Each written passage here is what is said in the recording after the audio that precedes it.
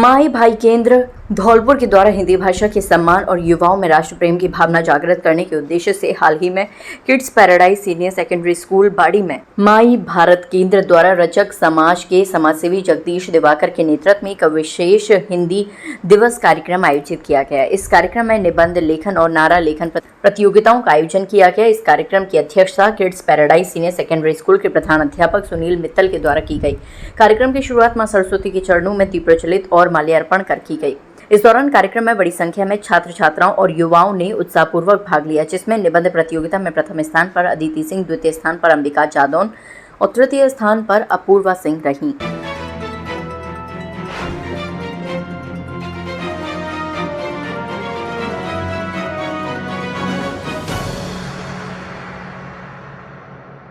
हमीरपुर से एक हैरान कर देने वाली खबर सामने आई है। यहाँ एक फुटपाथ दुकानदार के साथ ऐसा वाकया हुआ जिस पर यकीन करना मुश्किल है।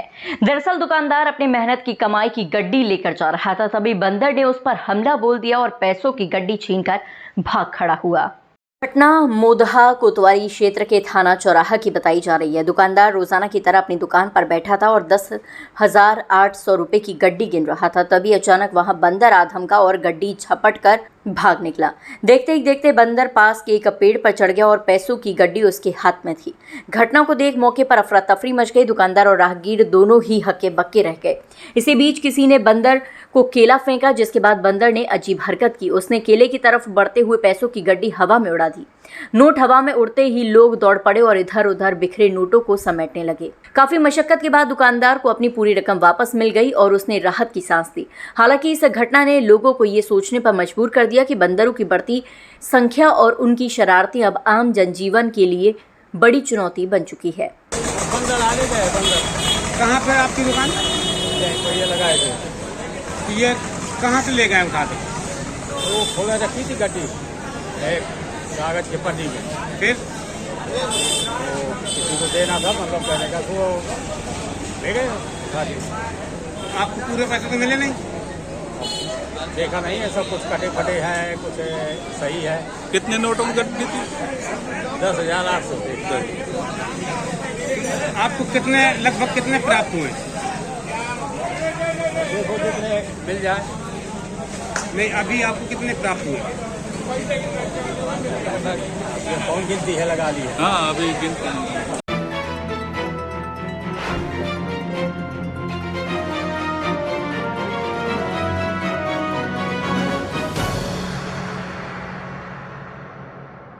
राजधानी लखनऊ से इस वक्त की बड़ी खबर सामने आई है। ठाकुरगंज इलाके में भाजपा नेता पर हमले के बाद पुलिस की कार्रवाई सवालों के घेरे में आ गई है।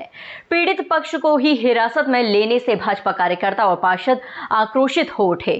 थाने से लेकर एसीपी दफ्तर तक कार्यकर्ताओं ने जमकर हंगामा किया।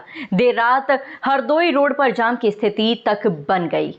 रविवार दोपहर ठाकुरगंज में भाजपा मंडल मंत्री सूरज चौरसिया और उनके साथियों पर जानलेवा हमला हुआ।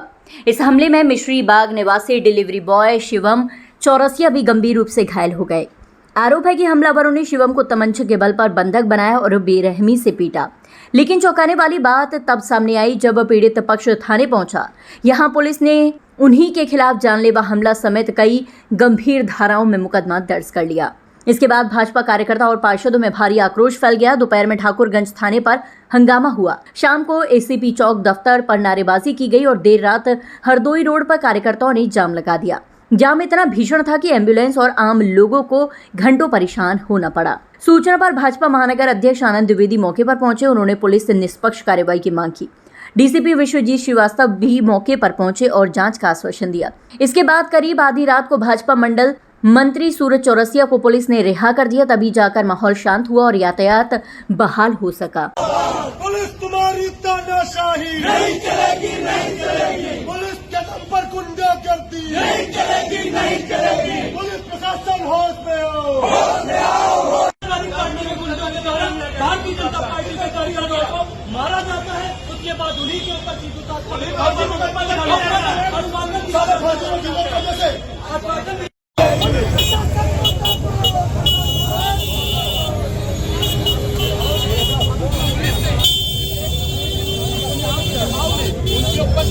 का मुकदमा लिख दिया। हम लोग ने पूछा किस बिना पे रखे आप, रूल बताइए।